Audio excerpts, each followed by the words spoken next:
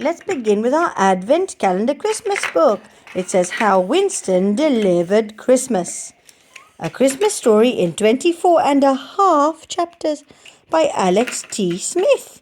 And if we have a look inside, it says, one Christmas Eve, Winston finds a letter to Father Christmas that didn't make it to the North Pole.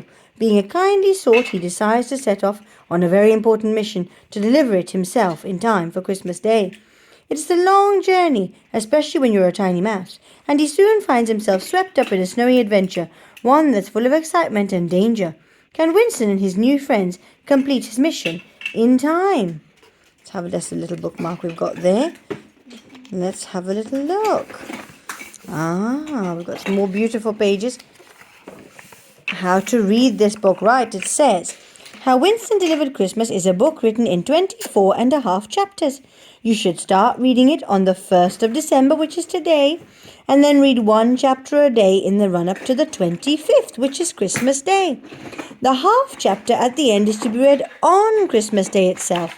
It could be fun to read the story with a grown-up or even your whole family. Get cozy and read your chapter together. Maybe have a biscuit at the same time. Books and biscuits go so nicely together, I think. There are also lots of Christmassy activities to do. You don't have to do all of them if you don't want to, and you don't have to do them on the day suggested. Do them whenever you have 5 minutes and are feeling Christmassy. Right, so let's see what today's activity would be. Mommy. Yes, darling. Right. I've answered the question. Now, here we go. We've got lots of little tags here that look like gift tags with dates on them. Numbers, and it says the 1st of December, December 1st. It says a very important mission. You need to write a letter to Father Christmas. So that's today's mission. Write a letter to Father Christmas. Right, let's start chapter 1. Here we go. A very important mission. The toy shop on Mistletoe Street was crowded and noisy. There were exactly 12 minutes left before it was supposed to close for the holidays. But people were still shuffling in through the door, hoping to pick up just one last present for a special someone, or to gawp at all the jolly toys sitting smartly on the shelves and admire the enormous doll's house in the window. One person not looking at any of that was Oliver. His mum and dad owned the shop. He had been helping them all day, fetching and carrying and generally being very busy indeed. But now he quickly ducked out from under the counter where he'd been wrapping parcels.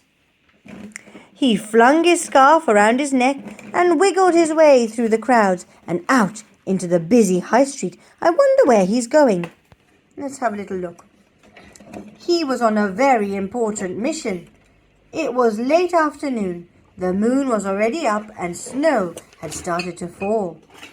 Hundreds of snowflakes twirled through the air like ballerinas before landing daintily on the blanket of snow that had fallen over the past few days. Oliver crunched down the street. He rushed past the bakery and the butcher's shop, sidestepped customers spilling out of the general store and the cheesemongers, and swerved neatly around the ladies bustling out of the shop that sold fancy hats and ribbons. The entire night fizzed with Christmassy excitement. On the corner of the street, a brass band was standing in the cold, filling the evening air with a jazzy, poppy rendition of Oliver's favorite Christmas song. He stopped and listened for a moment before remembering his mission.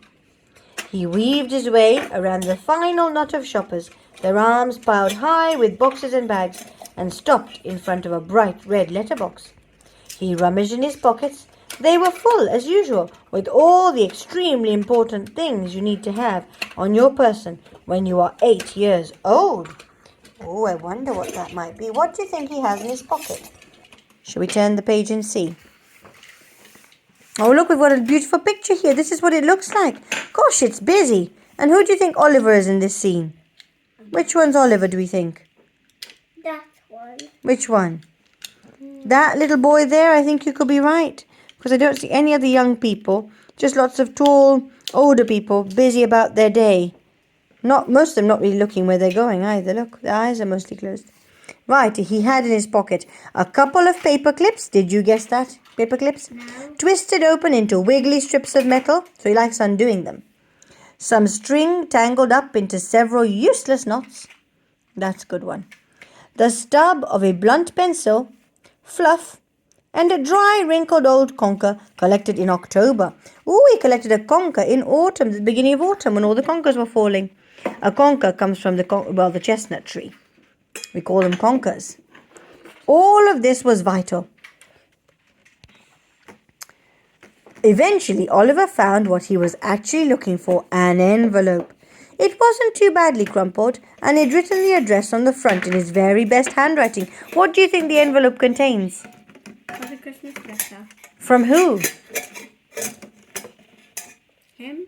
Yes, I think it might contain a letter from Oliver to Father Christmas. Let's see. He'd left it a bit late to send, but he crossed his fingers and hoped it would get where it needed to go in time. He was just about to put it in the slot on the letterbox when someone called his name. Oh dear. What do you think might happen now?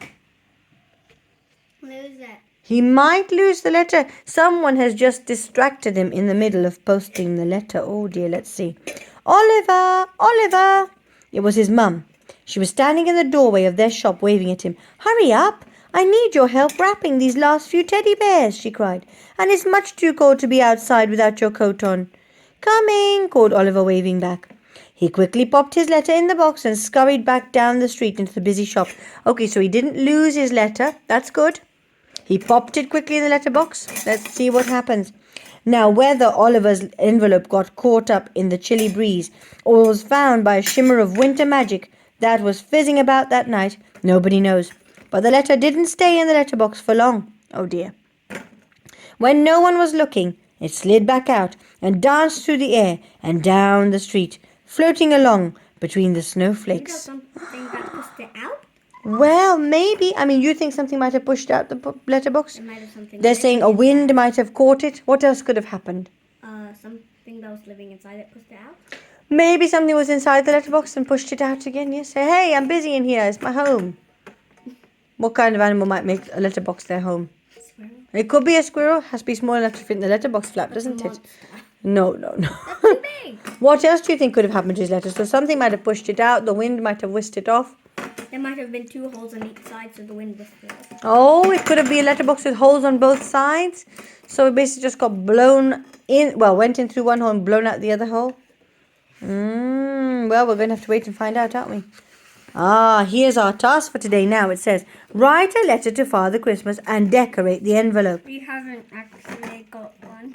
Well, we can. Well, you're supposed to write it and decorate it, but that's our job today.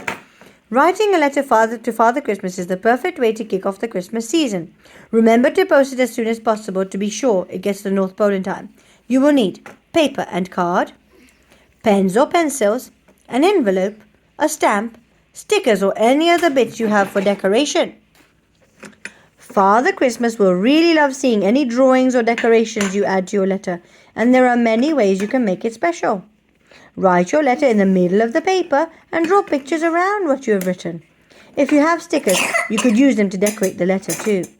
First, you want to start at the top right-hand corner of the page, so that's this corner. Start at the top here, on a blank piece of paper on your paper, your letter paper. Not this paper, no. Write your full address. So in this top corner on your piece of paper, you'll write your address so that Father Christmas will know where to find you. This is very important. Then leave a line and write the date underneath. So you write your address, you skip a line and write the date. Do you really need to do that? Well, Father Christmas will probably still find you without the address, but you are trying to write him a letter in the proper way. So this would be the right way to write a letter. Now you can start writing your letter. So under the date, you write your address up here in the top corner of your letter paper. Your date, and then skip a line, date, and then skip a line, start your letter. Go over to the other side of the paper and leave a line and write, Dear Father Christmas. It is a good idea to introduce yourself by telling Father Christmas your name, your age, and thanking him for any gifts you received last year. You can also tell him a joke if you know any good ones. Now you can ask Father Christmas for anything you would like for Christmas this year. Finish off your letter by sending your love to the reindeer and then sign your name at the bottom. Then you can decorate the letter. Fold the letter in half and put it in your envelope.